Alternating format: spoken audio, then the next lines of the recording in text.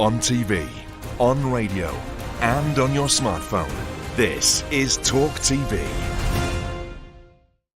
Since its inception in the UK in 1987, Black History Month has been a staple of the UK's cultural calendar.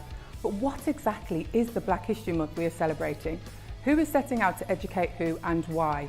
And is the event divisive and performative, or an opportunity for the UK to show its allyship and support to the Black community? Welcome to The Talk.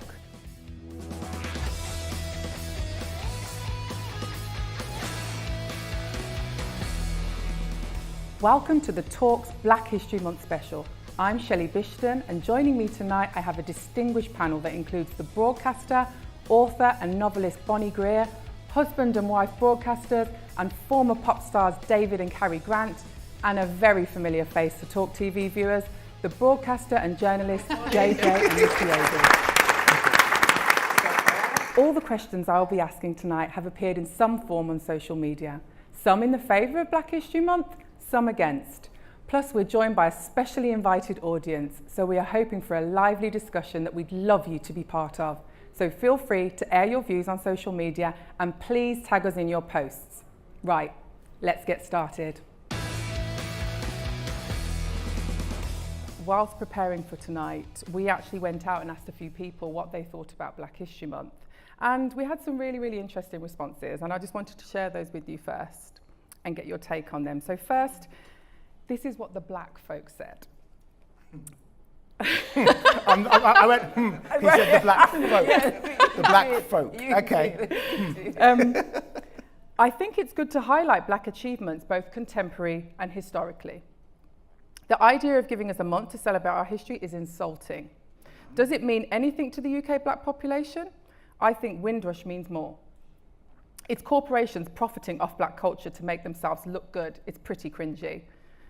As a Black businessman in business, I use Black History Month as an opportunity to benefit me, my business, and my social status, which I know is very cynical.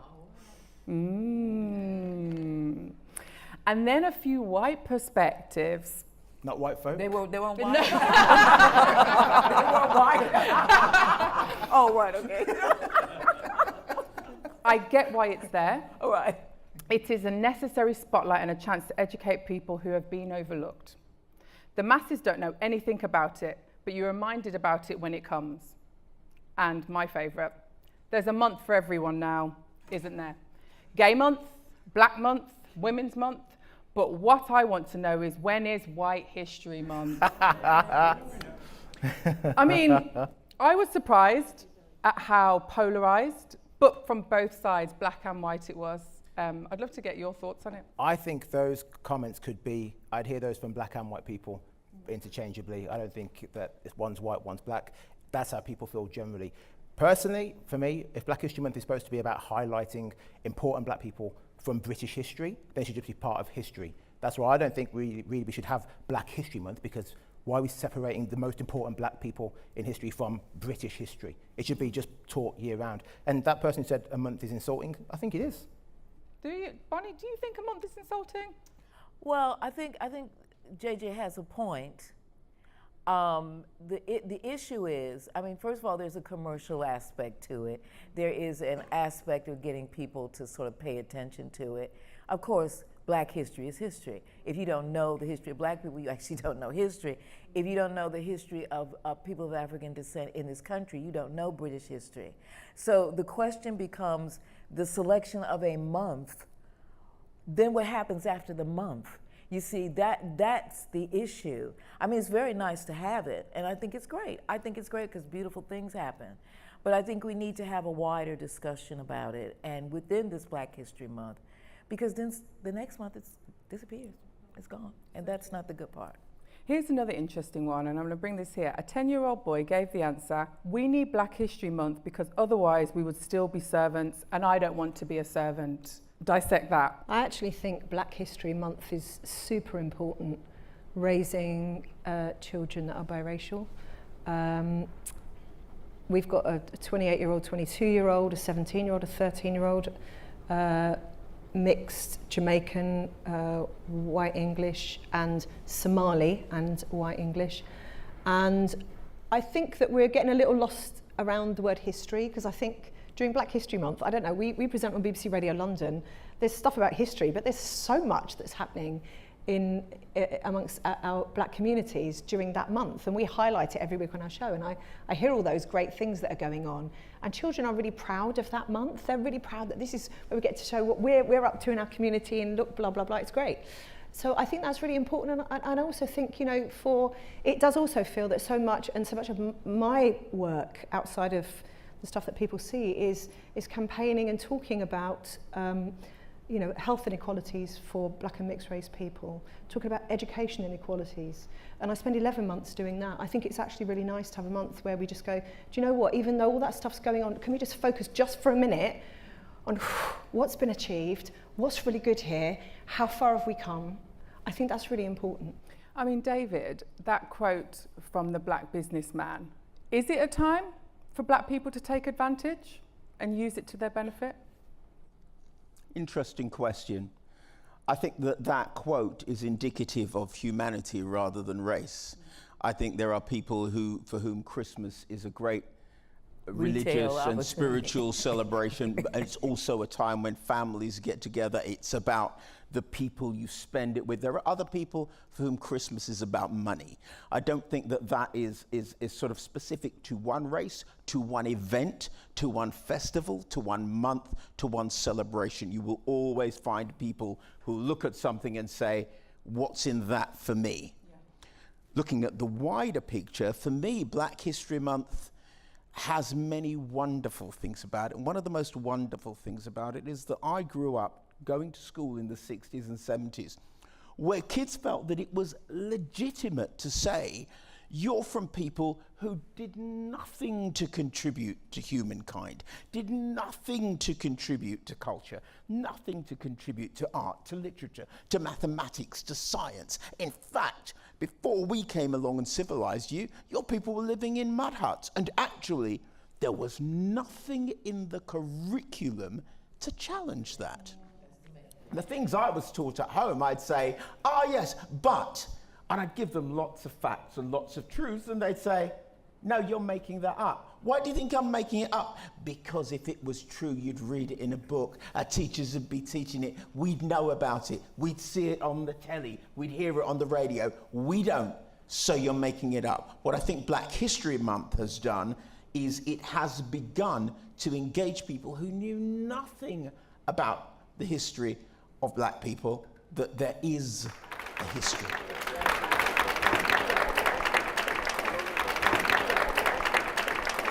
But then that should be just part of our history, teaching as normal. That's what I'm saying. If we want to talk about Florence Nightingale, talk about the Black women who were nurses during the Crimean War for Britain also, and were saving British soldiers. That should be taught in normal history. It shouldn't be a case of, now we've got this 1 month, here's some facts about Black people. Let's be proud about it. Do you think that it's not taught on the other 11 months? Is that do you believe that? I don't, yeah. Because I know you've got a 3-year-old, so they're not in school yet. I know, but I went to school. The other 11 months, they don't get taught that? Do you think Mary C. Cole is only ever mentioned in October?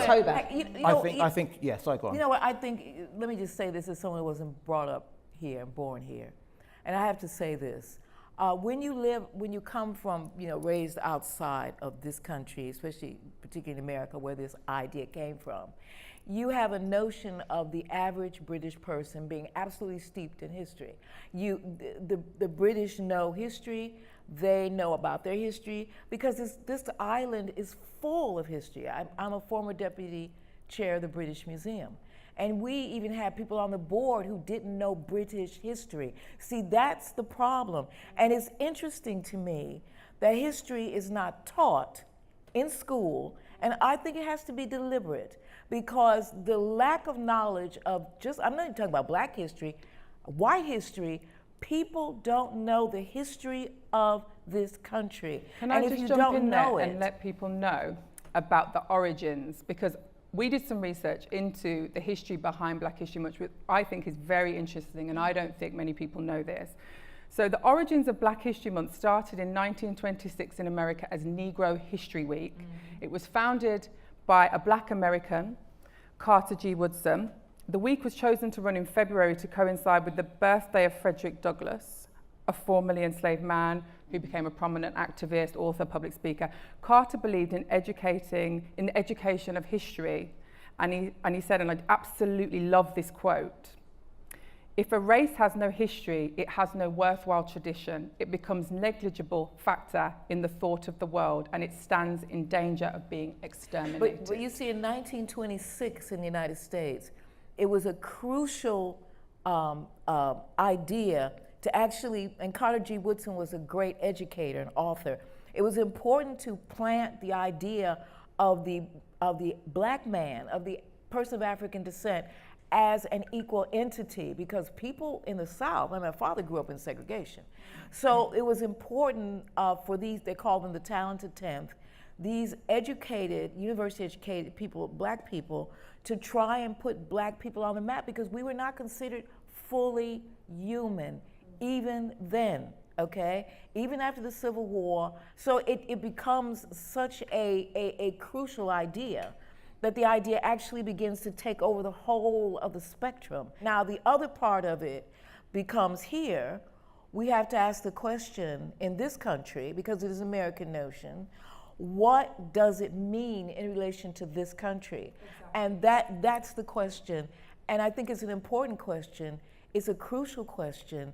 And it does have to do with the fact, and I believe this, if you don't know the history of people of African descent in this country, you do not know British history. You don't understand how the wheels turn. Can we stick on that? Because I think this is a really, really important part of this. It's exactly what you're saying. So, but Black British Month in the UK started in 1987, and we tend to focus on the American history. So of the course, Rosa because Parks, it's convenient. Martin Luther King, Malcolm X, and it is still very much focused on. Really? You're shaking your head, so I'm going to come to you Mary first. Seacole? But like all little kids. Yeah. How many here people? Yeah. Have you guys got kids? Literally our kids, right? Who's got kids? They run up going, Mary Seacole, I've learned all about her. I'm going to dress as her in, the next. I'm going to schools and seeing Malcolm X's picture on the wall, Lauryn Hill's picture on the wall for Black History Month. We don't need to have this Americanized idea of Black history. The whole point of Black History Month in the UK, this purpose is to highlight Black British people of prominence. That's what it's supposed to be. It's not about my Nigerian history or my Zimbabwe history. It's about Black British people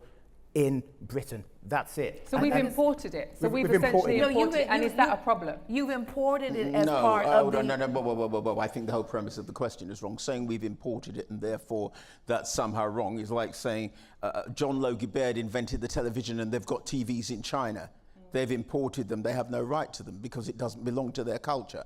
That's equally absurd. The point is the idea a good idea or isn't it a bad idea? Regardless of where the idea comes from, I thought we were discussing whether it's a good idea or not, because I don't think we've imported it.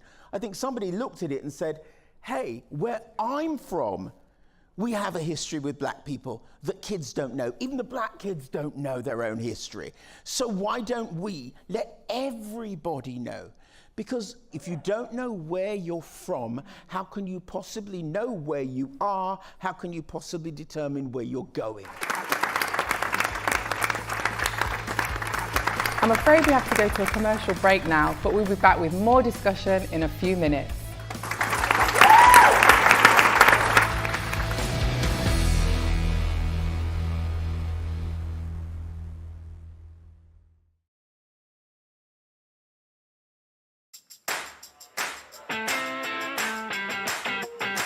We're here. Good morning, everybody.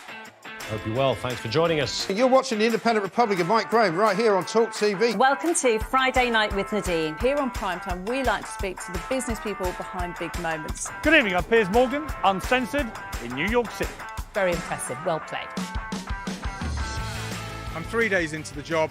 What have I done wrong? Yeah. And your face just stared out at me. Me and you, conquer time. Who wins? You. Do you know what I love about Talk today? We do it all. Sunak, Suella, scones.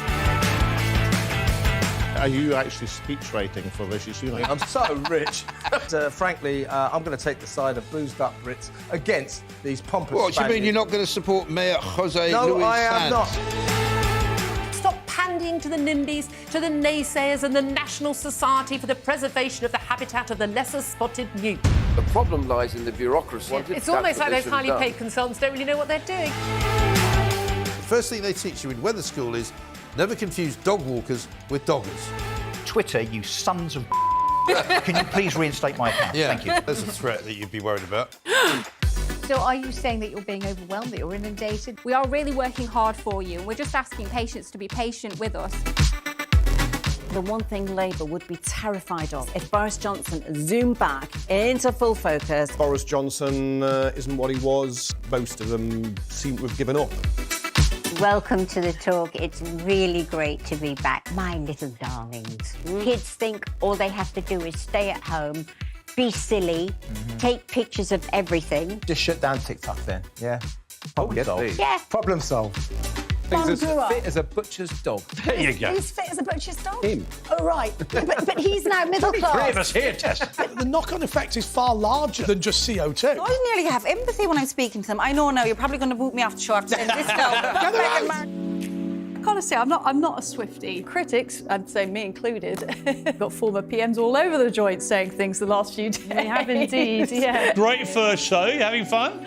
Oh, a ton of fun. King Piers and King Cube. I think it's only room for one king, man. You know what I'm saying? Just because they're skin folk don't mean they're kin folk. When I say I am God, you think I'm joking or not? You tell me. I'm not joking. I'd rather do it on camera. No. If it's on camera, we're not doing the interview. Why? We'll explain why. How do you feel about that influence that you have? You better be careful. We're coming for your children there, buddy. About my resignation, yes, I'm going to do. You're going to resign? Yes, because I cannot continue my work. It was a fabulous dinner until you two mooned us. Thank God for Talk TV. It's not only the home of common sense, it's the only place where you get the truth.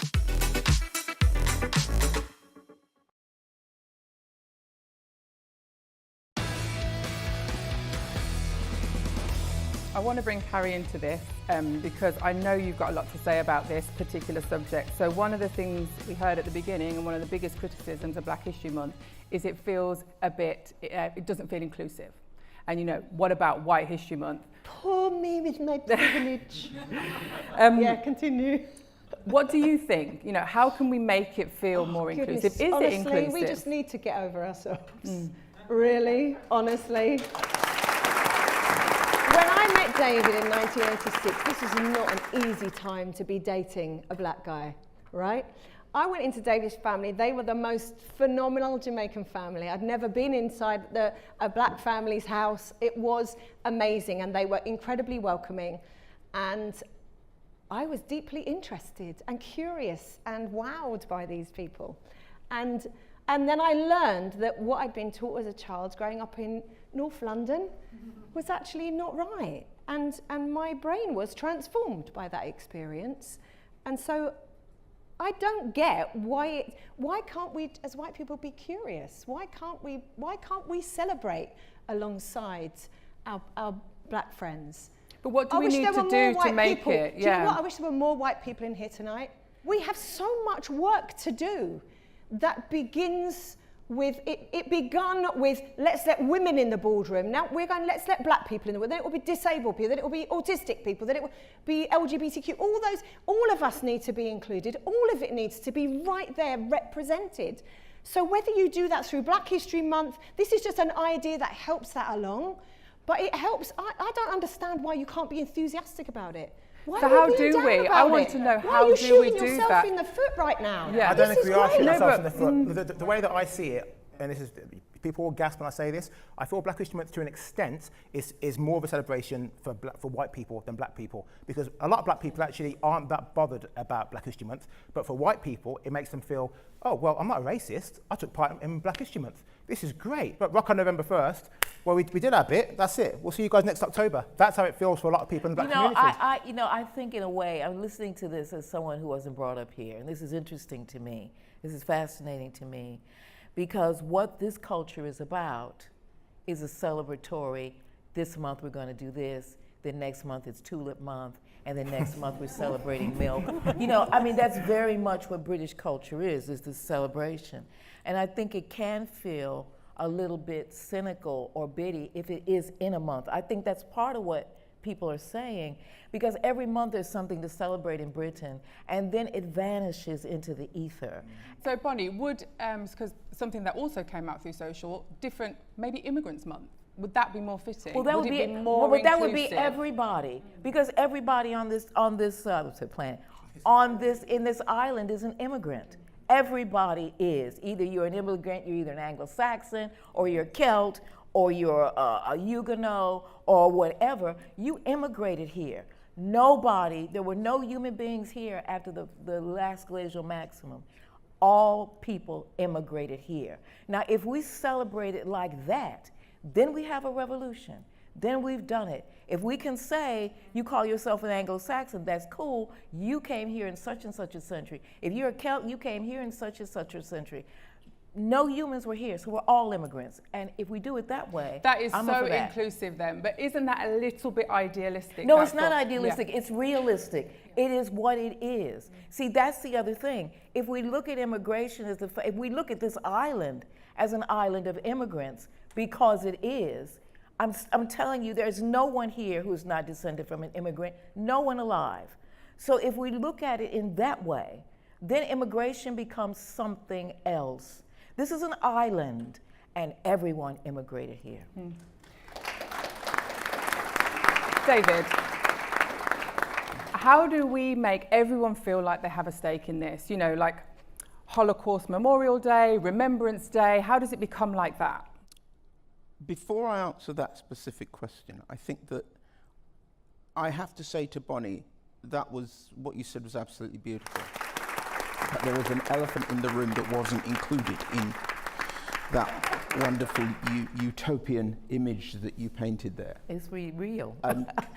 But, oh no, it is real. Everybody here is an immigrant. But the one elephant that you didn't mention is that of race. And I think that really, actually, inclusion and exclusion in this country is, and has been for a long time, so much more based on people's racial origins than their national origins.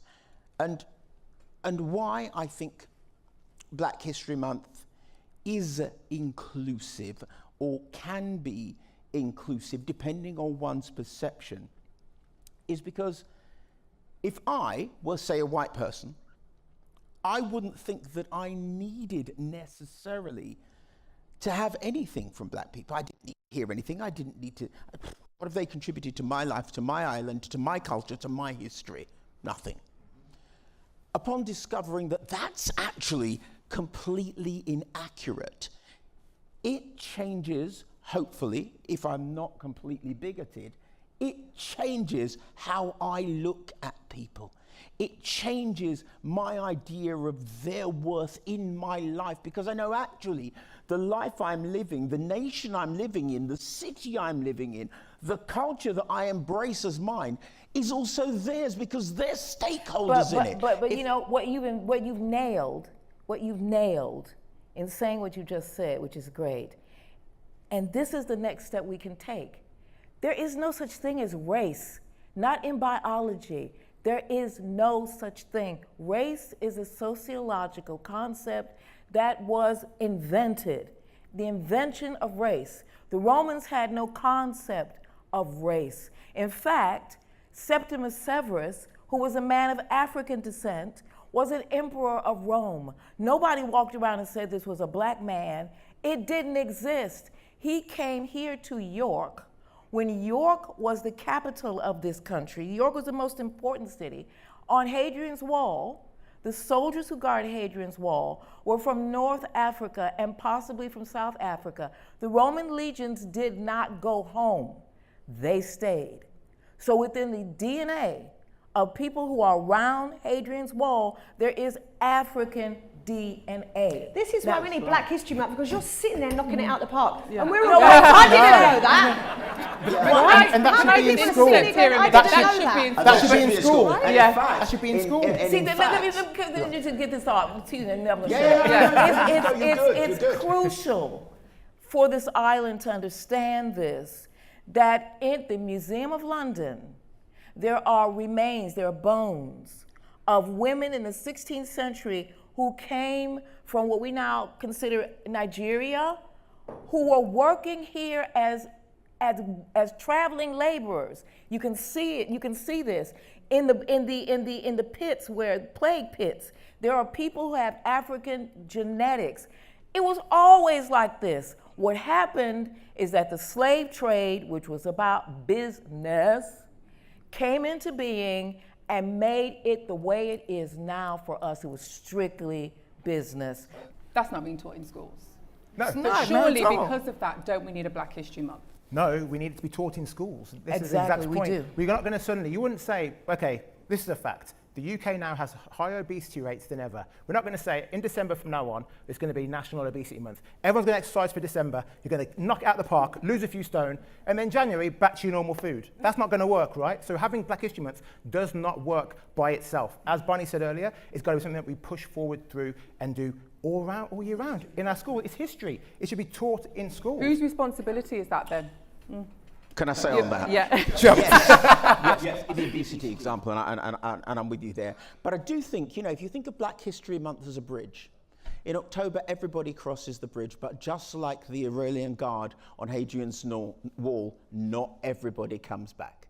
And maybe some people stay on that side of the bridge, and then the next October more people cross the bridge, and not everybody comes back. The point is, Black History Month, as it stands, is a bridge. Without it, it won't automatically be we're abolishing Black History Month, and we are teaching Black history and the history of Black people in Britain from the get-go, starting next But we got to get there. We got to get there. You're 100% correct. My hope is that there is no need for Black History Month. Well, there shouldn't be. There shouldn't be at the end of the day. No, wait, hang on. If we talk about, there shouldn't be homelessness.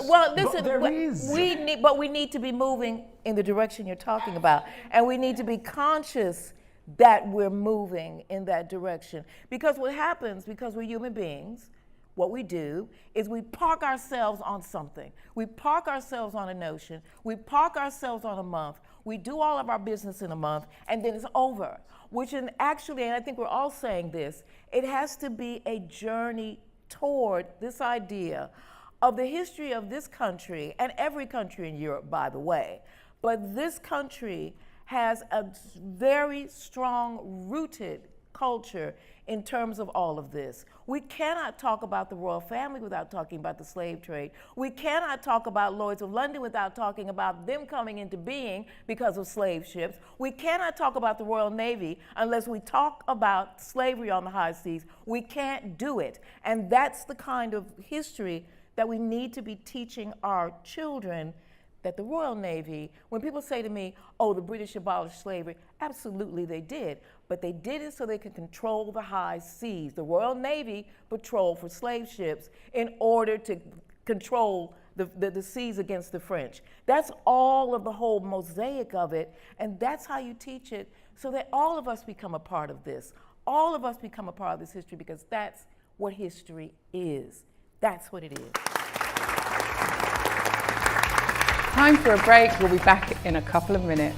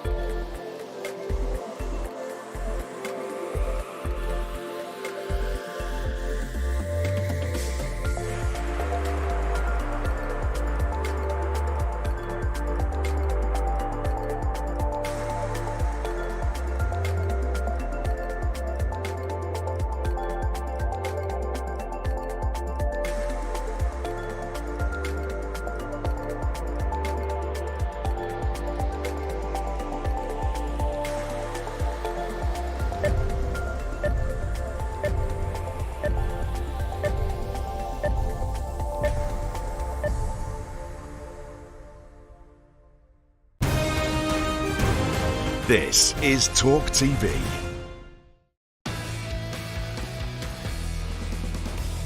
Do any of you actually celebrate it in any meaningful way? No, I'm a black man living in this country. I am history every single day. That's how I see it. I am black history. I raise a black child. I have black family. I have black friends. I got black aunties. We are living it. That is it. So is that a conscious decision? You're like, I'm not going to celebrate. It's not a Black conscious History decision. Month. I celebrate Christmas because I'm Catholic. Black History Month for me is not really a celebration for black people. It's more of a slur against this country that we don't teach these basic things about the black British people already in the curriculum. Yeah, I want to come to that. Does anybody else celebrate? Yeah. We do. Okay. We celebrate.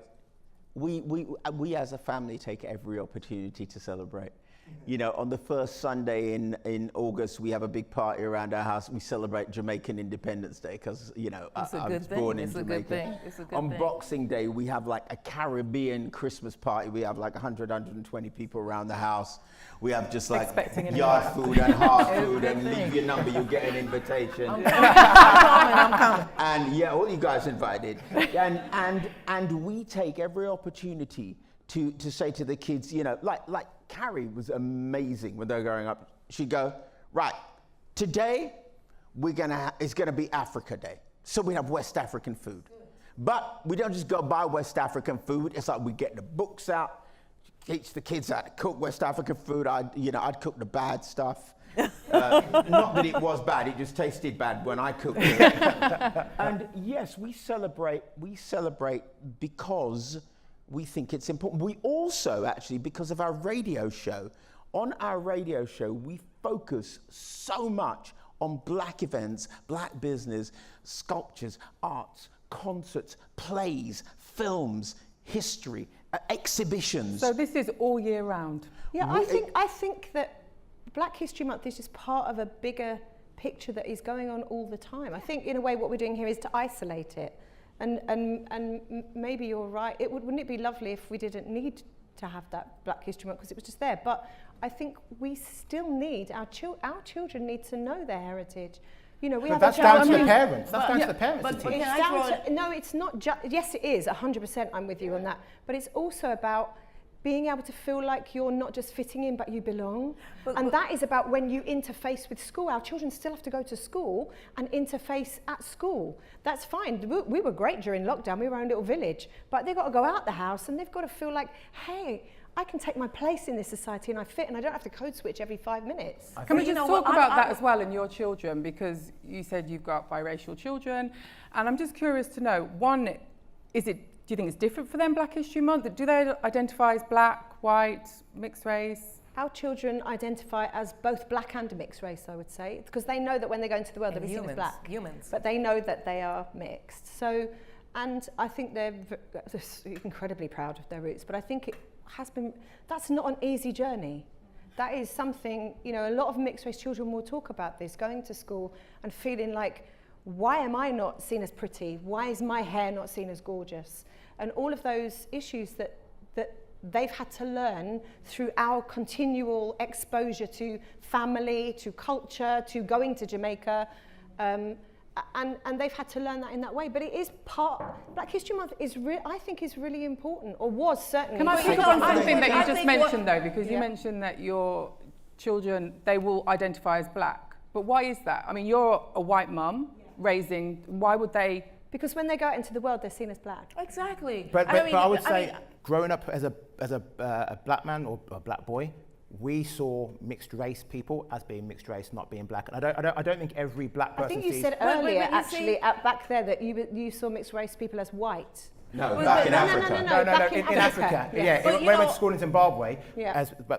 which is obviously predominantly black, we saw mixed race people as being white, or they'd call them coloured, but they didn't see them as black. But even in this country, I think plenty of black people would not instantly say a mixed race person is black. Can I just say, Black History Month is an Americanism. And I think what is exciting about being here, for me, not brought up here and I haven't grown here, is the opportunity to burst that wide open. Mm-hmm. It's very difficult in America because in the United States, literally there were hierarchies of color, and it had to do with whether you could be captured and, as they say, sold down the river into slavery. Going back to our original point, do we need to divorce ourselves from the Americanism of Black History Month? I always think you should divorce yourselves from Americanism. A recent survey said... I think that's a de rigueur.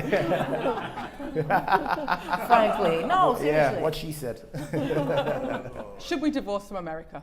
Yes, and I think rather than calling it Black History Month, it should be called Black British History Month. Yes, yeah. And it should focus purely on Black British history. But in the longer term, it should be in our national curriculum all year round, not just Absolutely, October. Do you agree? I can understand exactly, JJ, why you think there should be a Black History Month.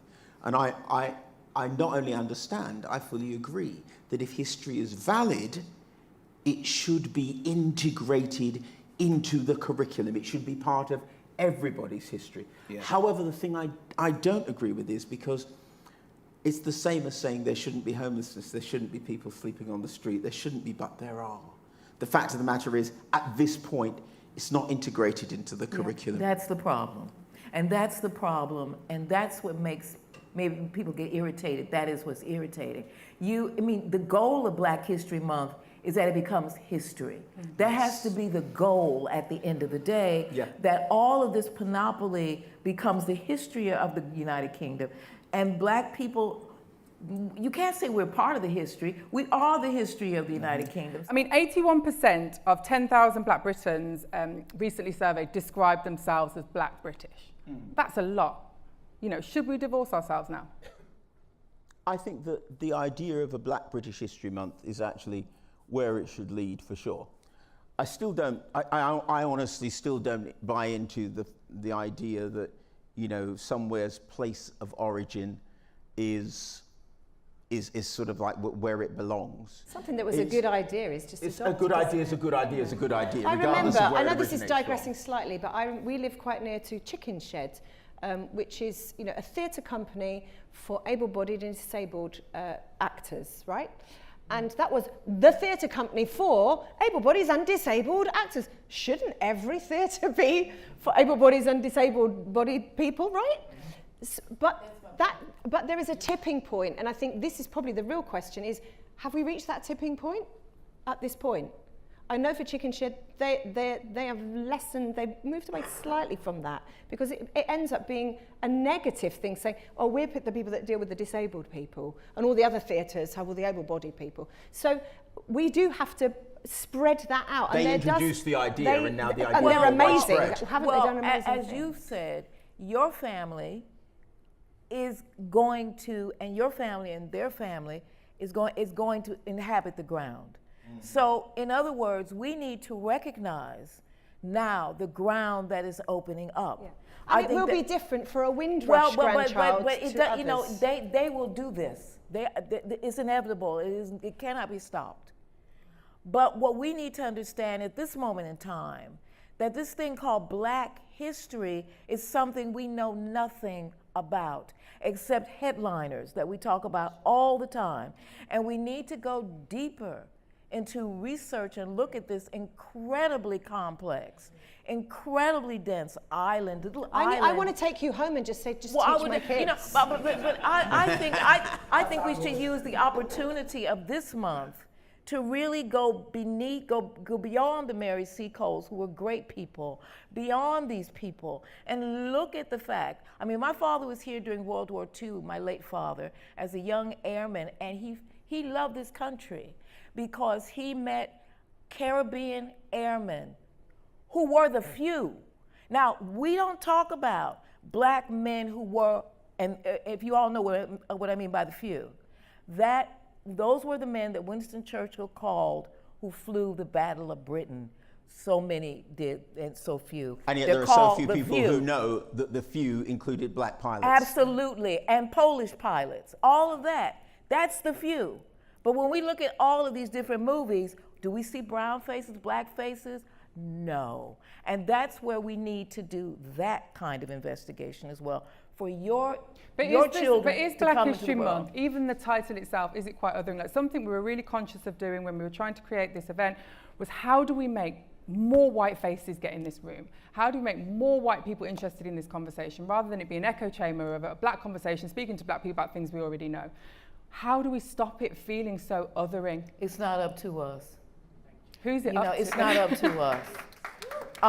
It really isn't. I mean, everybody has to decide. If you want to be in the modern world, if you actually want to be in the 21st century, whatever century we're in, if you actually want to be there, you have to understand the history of this country. You have to educate yourself in the history of this country. You have to be rigorous about it. It's very important.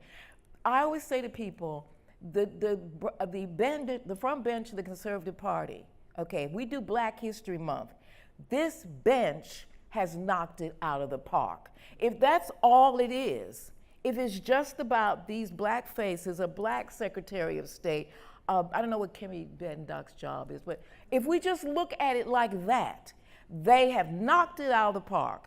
If that's all Black History Month is, and of course we know it's got to go beyond that, and the way it goes beyond that is we do what we're doing now. We continue our investigations, and the people who want to come in the tent, they will come into the tent.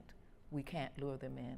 And Black History Month is exactly what it is. It is the history of this country, not only the contribution of black people, but the hidden history of this country.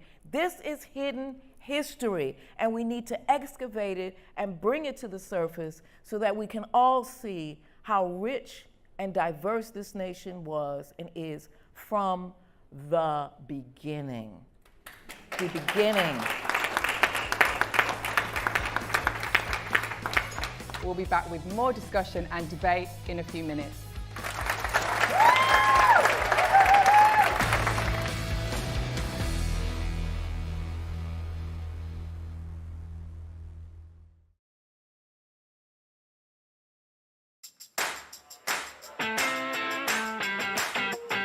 We're here. Good morning, everybody. Hope you're well. Thanks for joining us. You're watching the Independent Republic of Mike Graham right here on TalkTV. Welcome to Friday Night with Nadine. Here on Primetime, we like to speak to the business people behind big moments. Good evening, I'm Piers Morgan, uncensored in New York City. Very impressive. Well played. I'm 3 days into the job. What have I done wrong? Yeah. And your face just stared out at me. Me and you conquer time. Who wins? You. Do you know what I love about Talk Today? We do it all. Sunak, Suella, scones. Are you actually speech rating for Rishi Sunak? I'm so rich. Frankly, I'm going to take the side of boozed up Brits against these pompous What, do you mean Spaniards. you're not going to support Mayor Jose No, Luis I am Sanz? not. Stop pandying to the NIMBYs, to the naysayers and the National Society for the Preservation of the Habitat of the Lesser Spotted Newt. The problem lies in the bureaucracy. It's almost like those highly paid consultants don't really know what they're doing. The first thing they teach you in weather school is never confuse dog walkers with doggers. Twitter, you sons of Can you please reinstate my account? Yeah, Thank you. There's a threat that you'd be worried about. So are you saying that you're being overwhelmed, that you're inundated? We are really working hard for you. We're just asking patients to be patient with us. The one thing Labour would be terrified of if Boris Johnson zoomed back into full focus. Boris Johnson isn't what he was. Most of them seem to have given up. Welcome to the talk. It's really great to be back. My little darlings. Kids think all they have to do is stay at home, be silly, take pictures of everything. Just shut down TikTok then, yeah? Problem solved. Yeah. Problem solved. He's as fit as a butcher's dog. There you go. Who's fit as a butcher's dog? Him. Oh, right. but he's now middle class. Three of us here, Tess. The knock-on effect is far larger than just CO2. I nearly have empathy when I'm speaking to them. I know now you're probably going to boot me off the short saying this girl. Gotta say, I'm not a Swiftie. Critics, I'd say me included, got former PMs all over the joint saying things the last few days. We have indeed, yeah. Great first show, you having fun? Oh, a ton of fun. Yeah. King Piers and King Cube. I think it's only room for one king, man. You know what I'm saying? Just because they're skin folk don't mean they're kin folk. When I say I am God, you think I'm joking or not? You tell me. I'm not joking.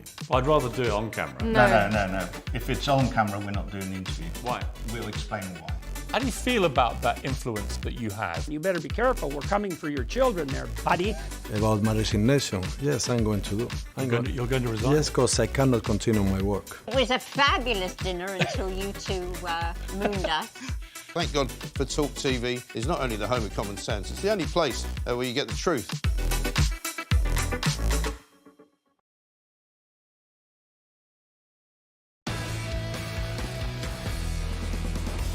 I mean, something else I just want to quickly touch on is actually the makeup of black people in this country is changing and has shifted since the 1970s, 1980s, where it was more predominantly from the Caribbean nations. Now we're seeing that actually out of 5% of the black population, 4% are from Africa. Makes perfect sense. But then again, that will change the history, won't it, that we're meant to be learning? It will change the history going forward. What it also means, and I find this really exciting, because finally we are being able to see the necessity of a more nuanced conversation. You know, Bonnie was brought up in the United States and has been in this country for a long time and understands the black experience from both sides of the Atlantic. JJ was brought up partly in Africa, partly in London, yeah? And understand... Good lie. Good lie. Don't say anything bad about Dudley. Moving on. I was sort of born in Jamaica, came here, one of the sort of Windrush generation kids, came here as a little kid.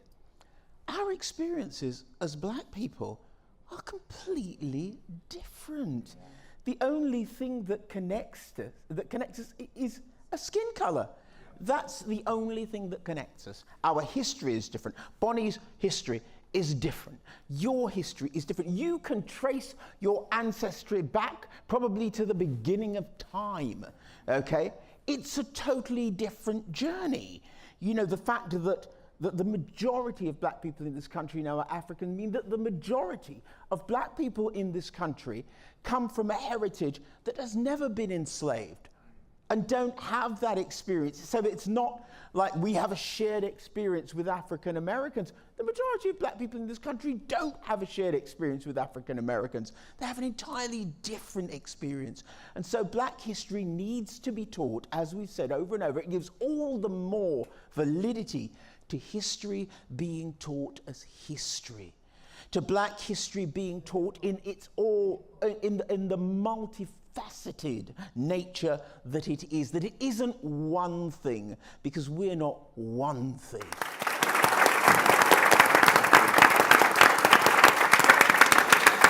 Right, time for some questions from the audience. Would anybody like to ask a question?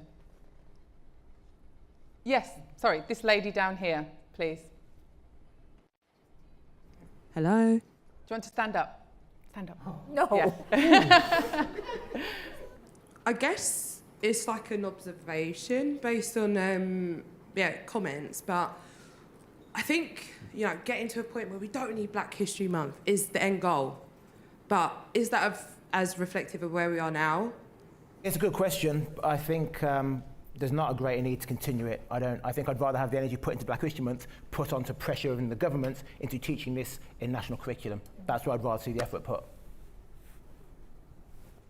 My observation of politics in recent times is that if you stop it to put pressure on the government, it'll get kicked into the long grass, it'll never be instituted into the curriculum, and the months will never come back. So no, it isn't the time to stop it.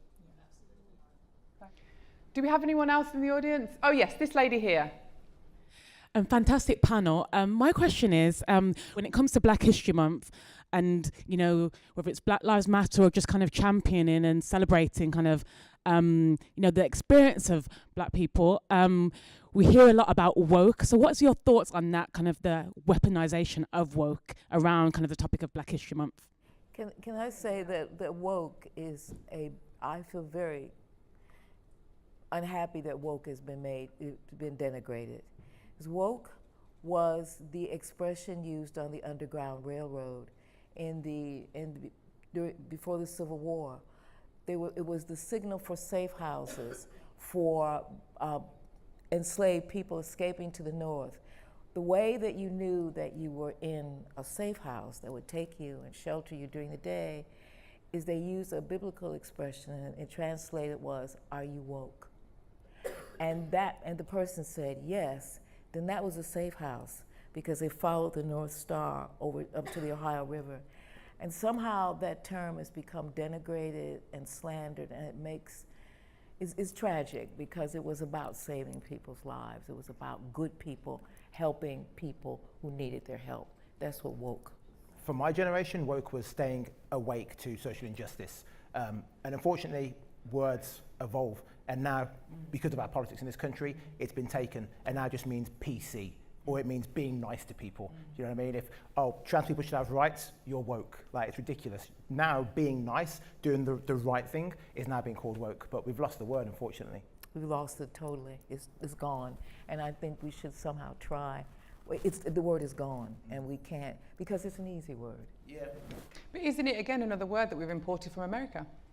Well, you import a lot of things from America, but you know, I mean, I think if I would say, I would let it just lay. Do we have a question for Carrie and David? Oh. You mentioned, obviously, as parents of biracial children. I am as well. I've got 3 daughters. This time last year for Black History Month, my eldest came back with a lovely picture of her and one of her sisters. And when I asked why wasn't one of the sisters on it, she said because she's white. And it was a picture celebrating Black History Month. And I was just curious if you had experienced something like that, or what your advice would be in raising biracial mixed children, specifically during this month at school, where it is obviously a greater focus of attention. Good question. I don't understand the question. I think the question is really about shade, isn't it? And it's about you have 2 children who are darker and one who is lighter, yeah? Yes. Sorry, I understand the question. Sorry. Yeah. Sorry, yes. I think one of the most important things for our children who are mixed is that they are able to see themselves in every shade.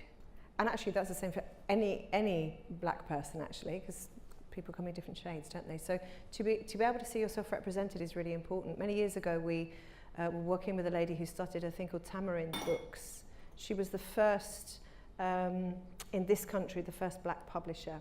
And she started her company because her son came home from school, her mixed-race son came home from school, and he brought a picture, and she said, "Why have you drawn yourself with pink skin?"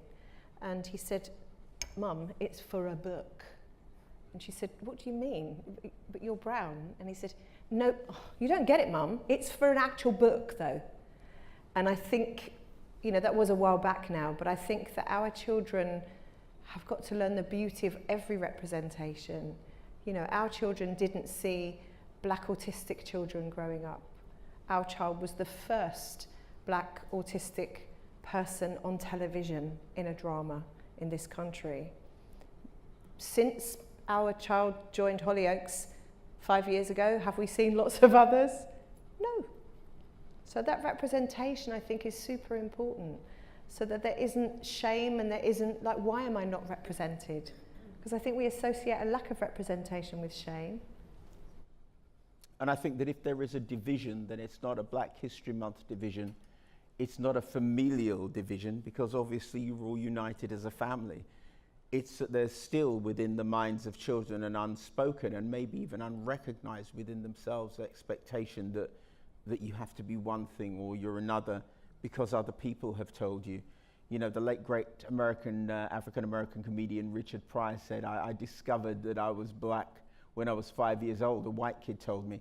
And the fact of the matter is that so often we discover our difference when other people say, but you're not alike. I bet they didn't even consider themselves dissimilar till they went to school. I think there's also those feelings of not being enough. So I think that's not being black enough. And I think those are the things that our children work through and process. And I think that's the same with all difference. I'm not neurotypical enough, or I'm not straight enough, or, you know, children are processing identity constantly. And I think we have to see it as that journey. It's not something they immediately get necessarily. Some kids will, some kids won't, most probably won't. But we work through our teens or life until we go, actually, I'm really comfortable in my skin. This is great, however it looks, whatever it comes out like, whatever it's turned into.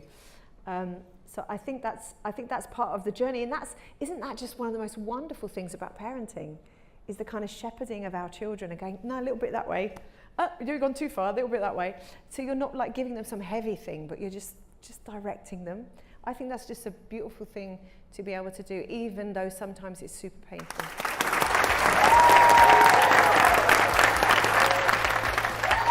I'm afraid that's all we've got time for. I really hope you've enjoyed this special edition of The Talk. Remember, you can catch the usual show at weeknights live at 9 p.m. All that remains is for me to thank my guests, JJ Anisiobi, David and Carrie Grant, and Bonnie Greer. Thank you. I'm Shelley Bishton. Thank you and good night.